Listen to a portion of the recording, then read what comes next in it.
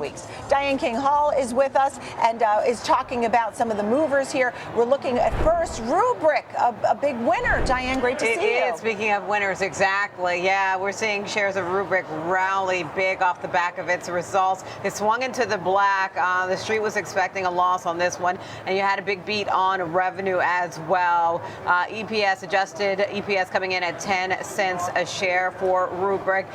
The street was expecting a loss of 17 cents per share. So again, much better than expected. Revenue topping 350 million. So again, that was a beat as well. So a surprise, a profit here.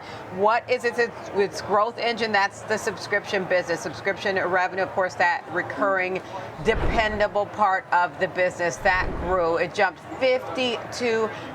It shows that customers are sticking with Rubrik. So it's feathering its cap there and just buying more of its data security services over time here for Rubrik. So they have some momentum here. They posted positive operating income for the first time ever, a sign that the business is scaling and is scaling in an efficient manner here. It's not just growing top line revenue here. Gross margins climbed to more than 82%, so they're keeping more of every single dollar that they bring in. So the street likes this. You are seeing shares rally off the back of this. Free cash flow surged to 76.9 million. That is up nearly 400% year over year. When I'm going through these numbers, it reminds me of a term that Kevin Hayes uses often, video game numbers for this company, right? So they're sitting on a lot of money in cash, more than $1.5 billion in cash. So it gives them room to grow without needing to essentially raise money. So you can see that investors are rewarding this. They've lifted their full year revenue expectations as well, Nicole. All right. Well, what a move. An incredible surprise profit, good guidance, 27% move. How about Victoria's Secret rally? This one caught me by surprise. I wasn't expecting it to do just saying right. Yeah, but you know what's interesting? When I was in the malls over Black Friday weekend, I saw there was a lot of activity because in recent years, Victoria's Secret had looked dormant, right? Because people just weren't going to the malls as much. But I saw it was busy, and you can see that in the numbers. They did still report a loss, but it was much better than expected. It was a loss of 27 cents per share.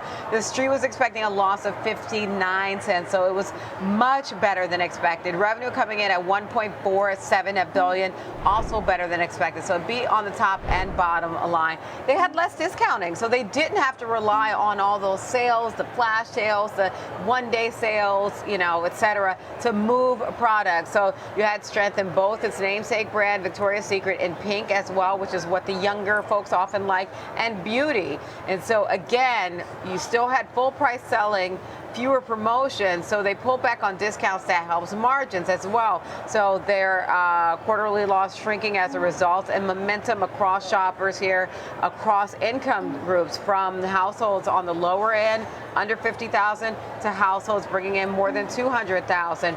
So, and here's the other thing that's neat about their numbers. When you read through, their traffic improvement and outpaced total mall level. So when they're going to the mall, it's regaining traction. So it reminds me of early 2000s Victoria's Secrets.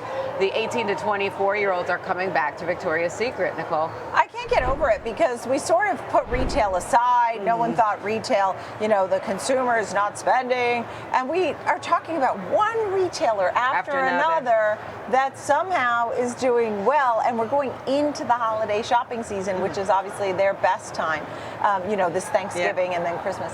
Let's talk lastly about Ulta. Speaking of retailers, right? But this one has been a winner so far this year, and it shows, 10%, right? Diane. Yes. Oh my gosh. A big move for Ulta Beauty. So having another glow up today. The shares popping off the back of better than expected results. Blowout third quarter. Adjusted EPS $5.14. The street was only looking for $4.56. Revenue $2.86 billion. The street was looking for $2.72 billion. You had same store sales that were strong.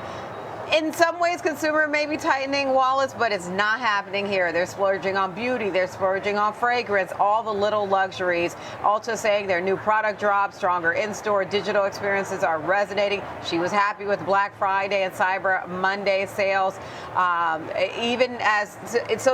other good thing that happens with Ulta Beauty is they have both mass market and the premium brands, and they said spending was strong on both sides of that. So you saw comps jumping, comparable sales jumping more than 6%, and the average ticket rose as well, and transactions increased as well. So they're firing on all cylinders, Nicole. Yeah, I just saw that, the ticket and the transactions. That's great news to see that year over year. All right, Diane King Hall, thank you. 3 great names to continue to watch.